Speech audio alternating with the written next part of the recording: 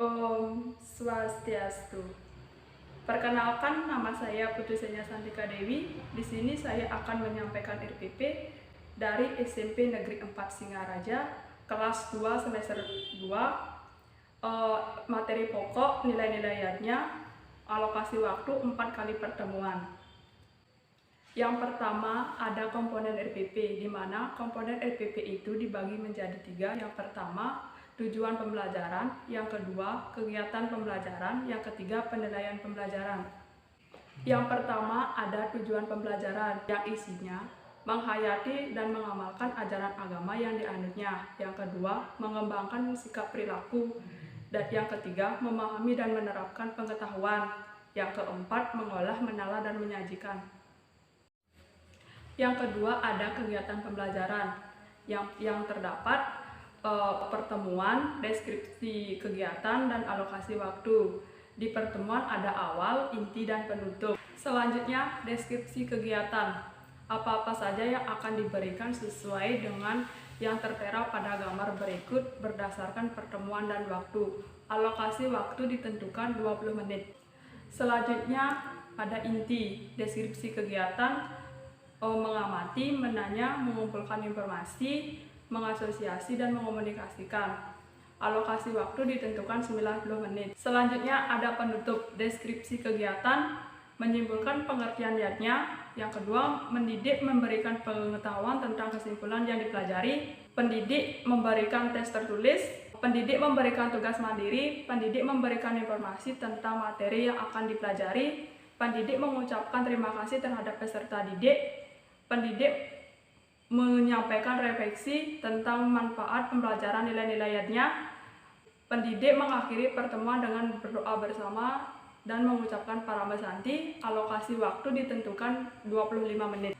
Yang ketiga ada penilaian pembelajaran yang dibagi menjadi 2, teknik penilaian dan prosedur penilaian. Teknik penilaian ada pengamatan sikap, tugas, tes praktik, dan tugas tertulis yang isinya mengamati sikap spiritual, pengamatan sikap mental, penilaian pengetahuan, penilaian keterampilan, dan materi pembelajaran. Bagian yang kedua ada prosedur penilaian yang isinya aspek yang dinilai, ada sikap, pengetahuan, keterampilan. Teknik penilaian ada 3, pengamatan, tes tertulis, tes praktik. Waktu penilaian selama pembelajaran, saat diskusi dan presentasi, menyelesaikan tugas individu dan kelompok pada saat dipraktikkan. Yang ketiga ada materi pokok yang dibagi menjadi 3. Yang pertama, pengertian yatnya. Yang kedua, bagian-bagian yatnya. Yang ketiga, pelaksanaan yatnya dalam kehidupan sehari-hari. Yang pertama, pengertian yatnya. Menurut etimologi, kata yatnya berasal dari kata yat yang artinya memuja atau memberi pengetahuan. Jadi yatnya adalah korban suci tulus ikhlas kepada ide Sang Hyang Widi tanpa pamrih. Yang kedua, bagian-bagian yatnya. Yang pertama ada dewa yatnya, suatu bentuk persembahan atau korban suci dengan tulus ikhlas yang ditujukan kepada Sang Pencipta atau ide Sang Hyang Widi.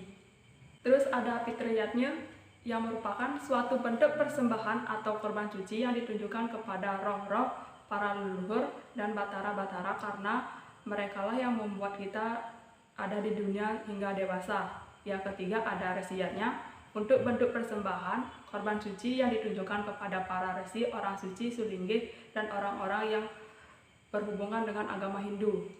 Yang keempat ada manusiyatnya, adalah suatu upacara suci yang bertujuan untuk memelihara hidup, mencapai kesempurnaan dalam hidupnya. Yang kelima, buteyatnya, suatu upacara suci yang ditujukan kepada putekala atau makhluk bawah. Putekala adalah kekuatan yang ada di alam yang bersifat negatif, perlu dilebur agar tidak mengganggu kedamaian hidup umat manusia yang berada di bumi menjalankan aktivitasnya. Yang ketiga ada pelaksanaan yatnya dalam kehidupan sehari-hari. Dewa yatnya pelaksanaannya melakukan puja trisandya dalam 3 kali sehari. melaksanakan hari raya suci seperti Purnama Tilem, Peodalan Saraswati, Siwalatri, Galungan, dan Kuningan. Selalu berdoa sebelum dan sesudah melakukan kegiatan, menjaga tempat suci atau pura. Yang kedua, fitriyatnya, menghormati dan menuruti orang tua. Yang kedua, merawat orang tua ketika sedang sakit, melakukan upacara pengabenan bagi orang tua atau leluhur yang telah meninggal. Yang ketiga, resiyatnya, menghormati orang tua dan perintah yang diberikannya, menjaga kesehatan dan kesejahteraan orang suci, membangun tempat-tempat pemujaan orang suci, memberi sesari ataupun kepada orang suci. Yang keempat, manusiatnya, upacaranya ketika kita lahir hingga dewasa. Dan terakhir ada butiyatnya, upacara mecaru atau membersih area baik itu di pura maupun natah di rumah, mengandung segahan untuk meneralkan sifat-sifat negatif yang berada di bumi. Itulah tadi penyampaian RPP dan penyampaian materi pokok di SMP Negeri 4 Singaraja. Akhir kata saya tutup dengan Parama Santi. Om Santi Santi Santi Om.